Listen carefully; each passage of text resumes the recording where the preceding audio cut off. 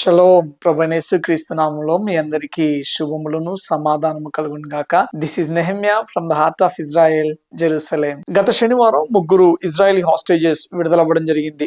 ఆ ముగ్గురు విడుదలైన తరువాత ఇక్కడ ఇజ్రాయెల్లో పరిస్థితులు కంప్లీట్ గా మారిపోయాయి. బెంజమిన్ నెతన్యాహు గారి ఆ యొక్క క్యాబినెట్ ఎంతో ఆగ్రహంతో ఉన్నారు. అంతేకాదు ఇక్కడ ఇజ్రాయేలీ పబ్లిక్ కూడా, ఈ యొక్క యూదులు కూడా తీవ్ర ఆగ్రహంతో ఉన్నారు. ఈ యొక్క హాస్టేజెస్ విడుదలయ్యాక వారిని చూసి కన్నీరు పెట్టుకొని వేదన పడని యూదులు లేరు అనంటే అతిశయోక్తి కాదు. ఎందుకు వారంతగా బాధపడుతూ ఉన్నారు, ఎందుకు ప్రభుత్వం ఎంతో ఆగ్రహంతో ఉన్నది అనంటే వారి యొక్క ఆరోగ్య స్థితిని బట్టి 16 నెలలు 491 రోజులు ఈ హాస్టేజెస్ గాజాలోని ఆ యొక్క భయంకరమైన టన్నల్స్ లో నరక యాతన అనుభవించారు. ఈ హాస్టేజెస్ కి కనీసం తిండి కూడా సరిగ్గా పెట్టలేదంట. ఈ యొక్క హాస్టేజెస్ ఆ యొక్క టన్నల్స్ లో అన్నం కోసం, ఆహారం కోసం అలమటించారంట. ఈ తీవ్రవాదులు వారి యొక్క పైశాచిక ఆనందం కోసం, వారి యొక్క పైశాచిక తృప్తి కోసం ఈ యొక్క హాస్టేజెస్ కి సరిగ్గా ఫుడ్ పెట్టకుండా భయంకరంగా టార్చర్ చేశారంట. ఒక్కసారి ఈ యొక్క ముగ్గురు హాస్టేజెస్ వారు కిడ్నాప్ అయినప్పుడు ఎలా ఉన్నారు, ఇప్పుడు విడుదలైనప్పుడు ఎలా ఉన్నారో ఒక్కసారి ఆ ఫోటో చూడండి. పైన ఉన్న ఫొటోస్ మీరు చూసినట్లయితే వారు కిడ్నాప్ అయిన సమయంలో అలాగే ఉన్నారు. కింద ఉన్న ఫొటోస్ ని చూసినట్లయితే ఎంత భయంకరంగా మారిపోయారో చూసారా.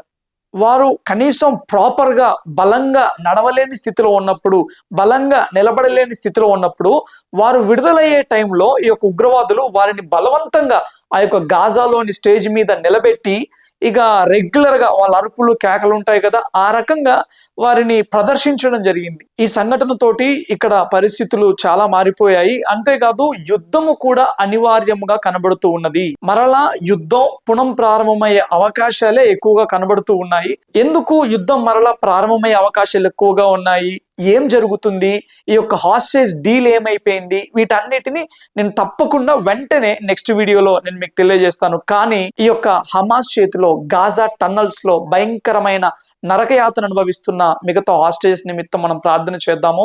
నిజంగా వారికి కనీసం ఆహారాన్ని పెట్టే మనస్సు వీరికి దేవుడు అనుగ్రహించులావునా. అంతేకాదు ఆ లిస్ట్ లో చిన్న పిల్లలు కూడా ఉన్నారు.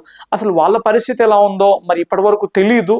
సో కాబట్టి వారందరి నిమిత్తం మనం ప్రార్థన చేద్దాం. తప్పకుండా త్వరగా నెక్స్ట్ వీడియోలోనే ఇక్కడ ఏం జరుగుతూ ఉన్నది, ట్రంప్ గారి డిసిషన్ ఏంటి, హమాస్ వాళ్ళు ఈ యొక్క హాస్టేజ్ డీల్ ని క్యాన్సిల్ చేయాలని ఎందుకు చూస్తూ ఉన్నారు, ఈ డీటెయిల్స్ అన్నిటిని నేను మీ ముందుకు తీసుకుని వస్తాను.